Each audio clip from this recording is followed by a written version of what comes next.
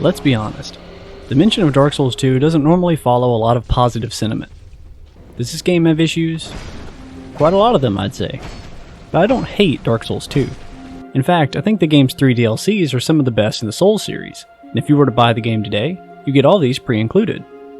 So yes, although the original unpatched release of Dark Souls 2 is fundamentally more broken, it's also a lot harder to access today if you didn't buy the game back in 2014. So, to keep things relevant, in this video I'm only going to be focusing on exploits you can still do today on the latest patch of Scholar of the First Sin, which is the version I think most people have anyway. That said, let's break this game.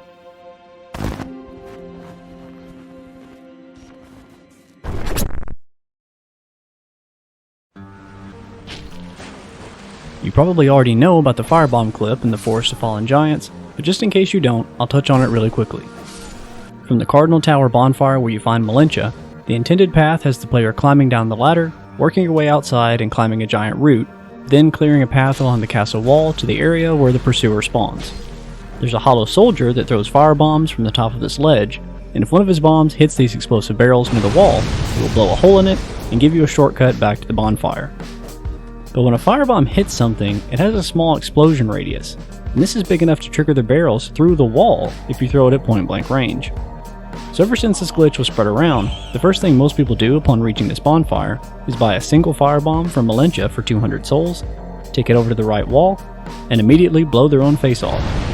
And no hate, I'm one of those people too. Once you have the wall open, you might as well do the second glitch in this area, the Pursuer Quick-Kill. Normally when you climb the ladder to the top of this ledge, a giant crow flies overhead and drops the pursuer down as a mini-boss. You only get one shot to kill him here, and if you die, he moves on to the boss room at the end of the forest. With no familiarity to his moves, most new players are overwhelmed and have to wait until later to get his soul and the Ring of Blades. Unless, of course, they just kill him with the bonfire. This glitch is pretty simple. The trick is, you don't actually have to climb up the ladder to trigger the crow. The game has a hitbox around the ladder's halfway point that it uses to spawn the pursuer, but it doesn't check to see that you're actually climbing on it. What this means is that you can jump onto the ledge of the wall, jump past the ladder to touch this invisible hitbox, and then immediately sprint back to the bonfire to rest. The bonfire will try to reset the pursuer's position, but since he doesn't have a respawn point, it kills him instead. Just remember that the pursuer only spawns at this location once, so if you get killed on your way back, or take too long and he despawns on his own, you won't get another shot with the current character. Before we leave the forest, there's one more exploit we can pull off. From the outside of the Cardinal Tower bonfire, we see the giant tree, and the corpse hanging from the scaffolding on the opposite side of the valley that holds a fragrant branch of yore. You're supposed to drop down and pick up this branch after collecting a king's ring much later on, but it's possible to jump from the scaffolding platform with the two hollow soldiers down onto the corner of the opposite cliff, and then walk up the wall like a ramp to get the fragrant branch early. I'm leaving a message on the spot you're supposed to jump to, so let me know if you see it. Now there is some debate over whether this was actually an intended method of obtaining the branch. The ramp upward is suspiciously easy to climb after all, but I do know for a fact that this next version was definitely unintended. Once again, at the top near the bonfire, a backstep can allow you up onto the wall's edge, and then if you walk all the way to the corner, and your jump button is set to L3, it's possible to just barely make the jump to the highest platform, above where the fragrant branch would be, which means you can light the bonfire behind the king's door early. You have to use L3 as the jump button because you'll have to be holding down your sprint button for the duration of the jump in order to make the distance. You'll also take a ton of fall damage, which means the cat ring is going to be mandatory unless you have an obscene amount of HP. Okay, but what if you're not interested in buying the cat ring at all? But check this out. You know the giant hole in Majula. It sucks.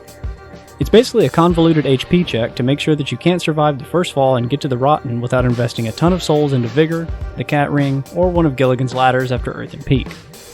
Speedrunner Distortion 2 didn't like any of those options, so he did this.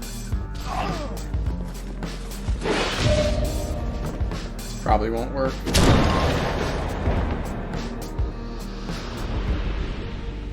Because Dark Souls 2 has a different game engine than the other games in the series, you can do some really weird stuff with the parries and critical attacks. By pissing off an NPC in Majula and parrying them at the very edge of the giant well, they will fall backwards into the hole. Performing a critical in this game is much slower than in Dark Souls 1 or 3, While the slow animation is playing out, the NPC we parried is still falling. So when the attack animation finally finishes and your character is snapped to the enemy's location to deal damage, we are teleported to the bottom of the giant well, taking none, or at least very little fall damage. Speedrunners use this technique to get into the gutter more quickly, but nothing's stopping you from trying it in other locations as well. Speaking of getting to places you aren't supposed to be, FromSoft really missed the mark when designing the Moon Butterfly set, or maybe really hit the mark, depending on your outlook.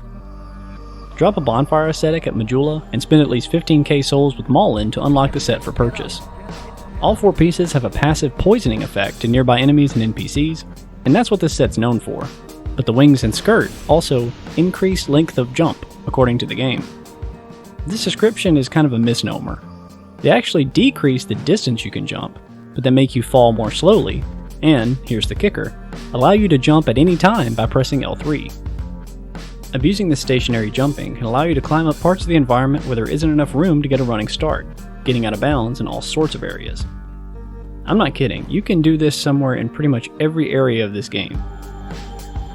The armor can give you access to parts of the stage the developers never intended you to see, and in some cases, skip huge portions of stages as a whole. For example, from the Cardinal Tower bonfire in the Forest of Fallen Giants, you can jump off of the ledge surrounding the ladder just outside to land on the stone ridge down below. Run down the ridge and jump over the giant root to get past the stone debris, and then walk into the debris from the back to fall through the floor and get to see the entirety of the forest from the inside out. The game thinks you're in the room that leads to the Soldier's Rest bonfire, thus the dark lighting. Maybe bring a torch. You can do the same thing in the dragon area by jumping along the outside of this railing, then onto the hitbox of the rock wall just beyond it. Be careful not to jump too far, or walk off too quickly though, since it is a bottomless pit on the other side. Once you fall down to the bottom, walk backwards under the hitbox of the floor, and check out the entire stage from underneath. The enemies can't quite figure out where you are, and there are some weird level assets that were meant to go unseen. Just be careful where you step down here. As for something more practical, we can use this out of bounds technique to skip a section of Harvest Valley. The butterfly set isn't mandatory for this one, but it does make it easier. At the top of the ladder near the Desert Sorceress and Bonfire lever, carefully slow walk around the right side of the rocky wall, then use the L3 jump to land on top of the mountainous wall that's meant to separate Harvest Valley from Earthen Peak. Hop down below and get a bit of an early start on the next area. And in Brume Tower, if you combine the cat ring with another piece of fall reducing gear like the Jester legs, their fall reducing effects will stack, allowing you to survive the drop onto one of the hanging stone knights, and skip directly from the foyer to the lowermost floor bonfire, where the Fume Knight awaits. Or, if you have no fall reduction gear at all, you can do it this way instead. Try and be quick with your jump attack though, you won't stay floating in this position for long.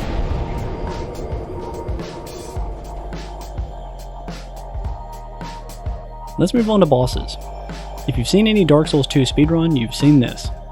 In Hyde's Tower, you're supposed to pull these levers throughout the stage to expand the floor of the boss arena, giving you more room to fight. But leaving it at its smallest offers a unique advantage.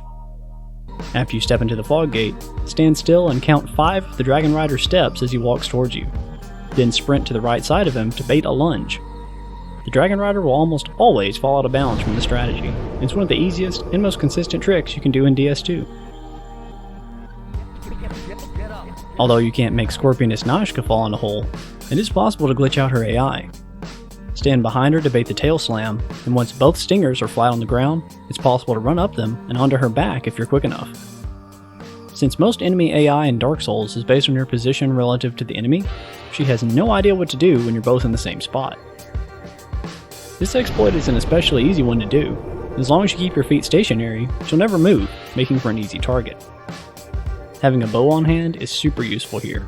You can literally shoot her in the head until she dies. Pretty simple stuff. It's amazing this never got a patch.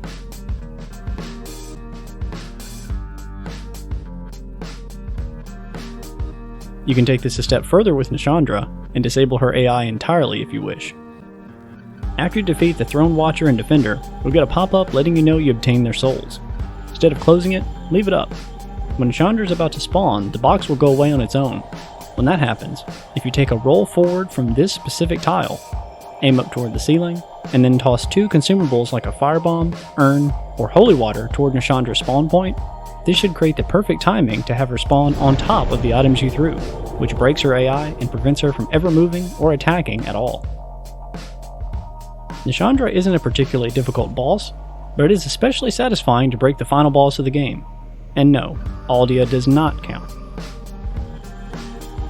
Be warned, this was the most difficult glitch for me to pull off by far, and since it requires the Throne Watcher and Defender to be alive when you start it, you'll only get one shot at it per playthrough. Make a backup of your save data, because this one is going to require practice. Moving on to something much easier, I can't tell you how to glitch out the other bosses, but I do know of a way to make them less dangerous. The Brightbug is an obscenely overpriced consumable item sold by Malentia, added into the game with the release of the first DLC. Their stock is limited, and the further you progress in Drangleic, the more she raises the price. While in effect, it increases both your damage and defenses by 20% for 2 minutes, so they're an item every build can benefit from, but the limited stock and short duration make them mostly impractical for realistic use. If only we could make them last longer. It's not fully understood why this glitch works, but there are several specific locations in the game where if you pop the item and then quit out, when you reload, the Brightbug will still be in effect, and it will last forever. This would be powerful enough if it was only a damage buff, but since it also buffs your defenses, the Brightbug alone is enough to swing even some of the most difficult boss fights in your favor. The first place you can pull this off is in the Grave of Saints, from inside the Royal Rat Vanguard boss room. This one only works if Roy the Explorer has currently invaded you, and the bonfire before the boss is unlit. Again, no idea why. It's not the most convenient, but it is one of the earliest locations you can activate the glitch. Since you were in a boss room, you'll respawn outside the fog with a permanent 20% buff in effect.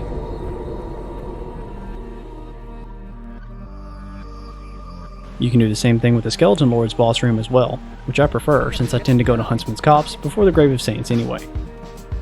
Step inside the fog, pop the bug inside the arena, and then quit and reload to make its duration infinite. Pretty simple. It also works in the Doors of Pharos, in the corner of the circular room where Gavlan spawns. No invaders or boss fog necessary this time, and it's a great place to prepare for Brightstone Cove and the Duke's Dear Freya up ahead. You can do the glitch in Drangleic Castle, at the wall of the castle's entrance, just inside the gate, which could be nice to do before we get swarmed by Stone Knights and Ruin Sentinels a bit later on. Or you could do it on the elevator platform that leads to Shrine of Amana, just past the Mirror Knight boss room, near the elevator's lever.